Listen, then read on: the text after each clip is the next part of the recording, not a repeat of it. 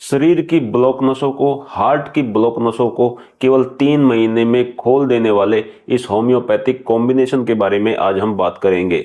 नमस्कार, मैं हूं आपका दोस्त डॉक्टर आशीष और आज के इस ताजा तरीन वीडियो में आपका स्वागत है। अगर आपकी उम्र 40 प्लस है और चलते समय आपकी सांस फूलने लगी है, सीढ़ियों पे चढ़ते समय आपकी सांस बहुत ज्यादा फूल जाती है, सीने में भारीपन हो जाता है, सीने में दर्द हो जाता है, तो ये हार्ट ब्लॉकेज की समस्या की शुरुआत हो सकती है।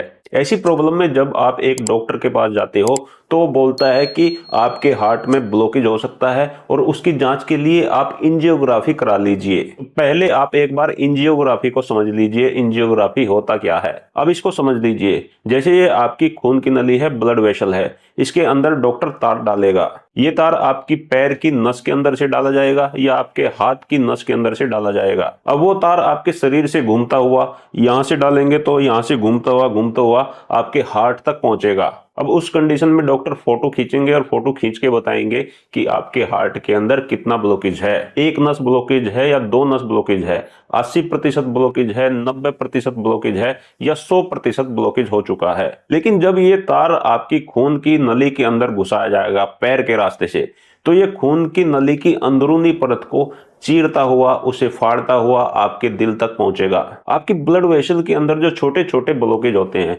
कोलेस्ट्रॉल के ब्लॉकेज होते हैं, उनको भी ये तार तोड़ता हुआ चला जाएगा। अब छोटे छोटे ब्लॉकेज आपकी आर्टरी के अंदर होते ही हैं, इनका कोई बड़ा नुकसान नहीं होता, लेकिन जब तार इनके अंदर से होकर गुजरता है तो ये ब्लॉकेज अपनी जगह से हट जाते हैं। जो ब्लॉकेज खून की नली के अंदर वर्षों से चिपका हुआ था, वो तार के जाने से अपनी जगह से हट जाएगा, लेकिन हटकर जाएगा कहां?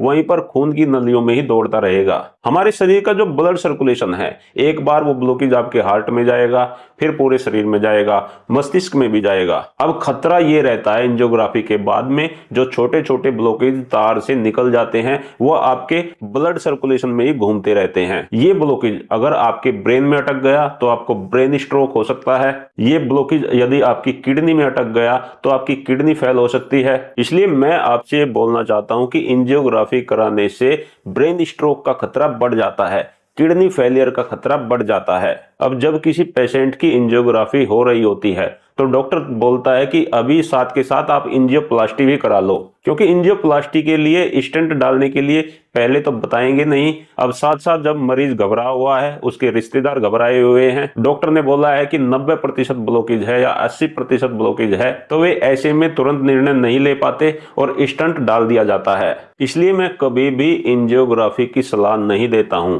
अगर आपको कराना ही है, अगर आपको जानना ही है कि मुझे हार्ट में कितने % ब्लॉकेज है, कितनी नस मेरी ब्लॉक हो चुकी हैं, तो उसके लिए आप सीटी कोरोनरी एंजियोग्राफी कराइए। इसमें आपकी ब्लड वेसल में कोई तार नहीं डाला जाएगा, आपको केवल एक इंजेक्शन दिया जाएगा और सीटी स्कैन किया जाएगा। अब ये डाई जो इंजेक्शन के माध्यम से आपको दी गई है, जब घूमते हुए आपके हार्ट तक पहुंचेगी तो सीटी स्कैन उसकी इमेज ले लेगा। इस तरह ये एग्जैक्ट पता लगाया जा सकता है कि हार्ट की कितनी नस ब्लॉकेज है, कितने % ब्लॉकेज है। लेकिन दोस्तों, मैं आपको ये सलाह देना चाहता हूं कि यदि आपको इस प्रकार के लक्षण शुरू हो गए हैं, सीढ़ियां चढ़ते समय आपकी सांस फूलती है, सीने में भारीपन आ जाता है, तेज तेज चलते समय आपको पसीना आता है, सांस बहुत ज्यादा फूलती है, सीने में हल्का हल्का दर्द हो जाता है, तो आपको तुरंत ये होम्योपैथिक दवाइयां शुरू कर देनी चाहिए। आपको किसी भी होम्योपैथिक शॉप से जाकर 4 तरह की होम्योपैथिक मदर टिंचर लानी है और इस प्रकार का एक कॉम्बिनेशन तैयार कर लेना है।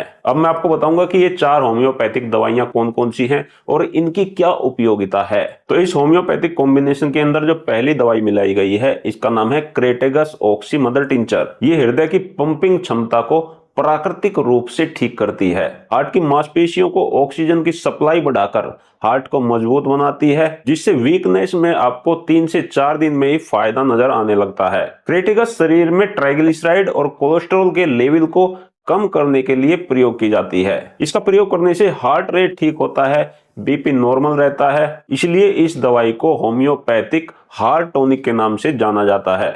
दूसरी दवाई इस कॉम्बिनेशन के अंदर मिलाई गई है अर्निका मोंटाना मदर टिंचर। ये होम्योपैथिक ब्लड थिनर के नाम से जानी जाती है। उनको पतला करने का काम करती है, ब्लॉकेज को कम करती है, हृदय की मांसपेशियों में माइक्रो इंजरी होने पर ये उन्हें हील करने का काम करती है। तीसरी दवाई इसके अंदर है टर्मिनेलिया अर्जुना मदर टिंचर। इसको आयुर्वेद में भी और होम्योपैथी में भी हार्ट का टॉनिक माना जाता है। इसका सेवन करने से खून में कोलेस्ट्रॉल और ट्राइग्लिसराइड की मात्रा को कम किया जा सकता है और ये ट्राइग्लिसराइड और कोलेस्ट्रॉल ही ब्लॉकेज का सबसे बड़ा कारण बनते हैं। टर्मिनेलिया अर्जुना हृदय की मांसपेशियों को मजबूत बनाकर हृदय की पंपिंग पावर को ठीक करता है। चौथी दवाई इसके अंदर है cactus Q. Cactus Q heart की नलियों के कड़ेपन को कम करती है, खून की नलियों को लचीला बना देती है। इसका प्रयोग करने से खून की नलियों के अंदर नाइट्रिक ऑक्साइड की मात्रा बढ़ती है। हार्ट में ऑक्सीजन की कमी से होने वाली घबराहट और बेचैनी में कैक्टस बहुत अच्छा काम करती है। जहां पर मरीज को ऐसा लगता है कि जैसे उसके सीने में जकड़न हो गई है, उसे ऐसा लगता है कि हार्ट को अंदर से कोई भींच रहा है, तो इस जकड़न जैसे एहसास को खत्म करने के लिए कैक्टस का प्रयोग किया जाता है। तो दोस्तों, इस प्रकार ये चारों दवाई मिलकर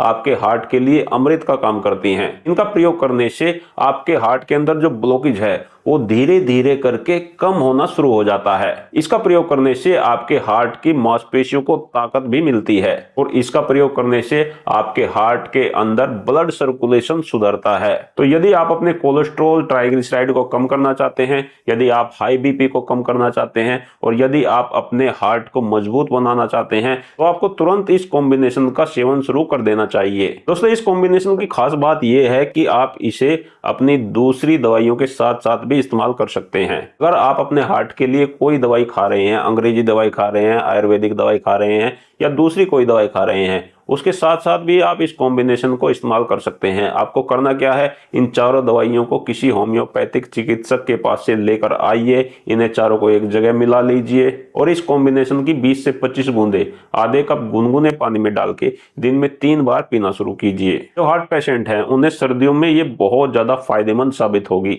इसका प्रयोग करने से उनके शरीर में एनर्जी बनी रहेगी, उनको घबराहट और बेचैनी नहीं होगी, उनके दिल की धड़कन नहीं बढ़ेगी और उनकी नसों के अंदर के ब्लॉकेज भी धीरे धीरे करके कम होना शुरू हो जाएंगे। दोस्तों, इसी के साथ आज का वीडियो यहीं समाप्त करते हैं। मिलेंगे कल फिर एक नए वीडियो के साथ। आप सभी का बहुत बहुत धन्यवाद करता हूं। आपको मेरा नमस्कार।